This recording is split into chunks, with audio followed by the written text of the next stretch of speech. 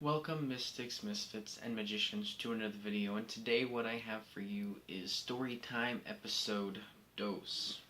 Today's story is titled Patient 25. Let's begin. You know how life plays games with you all the time, but when something finally is good for a moment, you forget about life and just start living until life comes back into the picture and rips it from you. It happened one too many times, and I kept fighting until he came. I thought my life was going to change for the better. Can a girl dream?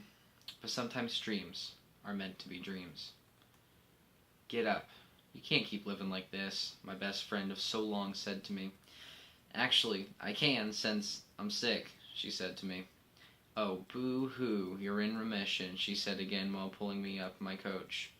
I can still come back, you know, I said while fixing my coach. We're going outside and enjoying the beautiful weather, she said, and handed me my jacket. We got ready and walked to the beach. I moved down to Florida when I first heard my diagnosis and stayed thinking I would die soon. We were laughing about this couple having a full-blown make-out scene in the park when I bumped into someone. He turned to apologize. I was about to apologize, but we both stopped. I don't know why he stopped for, but I stopped because he was one hell of a hot guy. I'm sorry, I said. I'm sorry as well, he said, and smiled at me. I felt a blush come onto my face. I'm the one who bumped into you, I said. I'm the one who couldn't say anything because of how beautiful you are, he said. I was laughing at this point, and he looked at me. You sure know how to pick up a girl, I said, which caused him to laugh, and just like that we started dating not too long after. Everything was going good for us, until he proposed to me. I love him, but I'm not ready to tell him about the cancer yet. Just like that, my life was snatched from me again. I tried to make things right, but he didn't want to hear none of it. He finally came back after a month, saying he needed space. I was happy again. Things took a while to get back to how they were, but just as I was enjoying life again.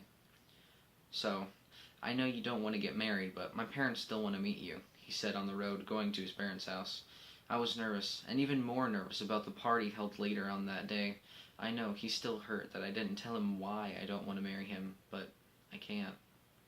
It's bad enough that my parents were affected by it, and now him. No, I won't do it to him either. I was stressing going to the party anyhow, but he made me feel like it was nothing, and I can't help but love him more for that. The moment we walked inside the house, his entire family came out and introduced themselves. They were the picture-perfect family, and that I always wanted and dreamed of when I was in the hospital, and they can be mine now, if I just say the word. But I don't know why, somewhere in my heart, I feel like if I say it, I might cause more harm than happiness to not only him, but myself. His family was amazing. I felt like part of them. Then the guest came, and I finally felt like I belonged. I was talking to his mother when she was telling me that I should make him an honest man, and that she's happy he found someone. I knew I had to say yes. I went to find him and see him laughing with a pretty girl. He saw me and his smile got bigger and told me to come. I was walking when I felt a small pain in my head.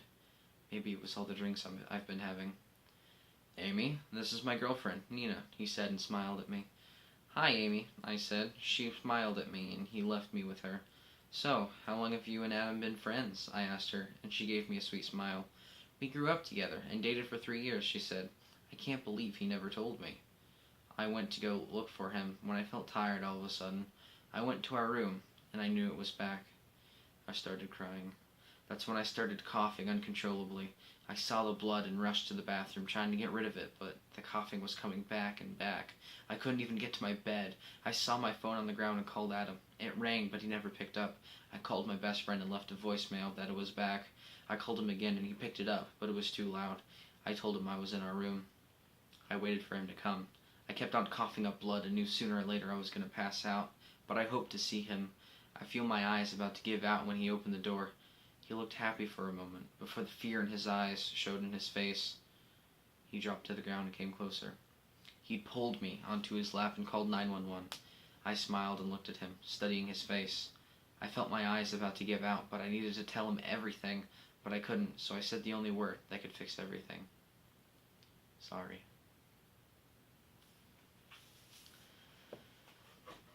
And that's episode 2 of our story time.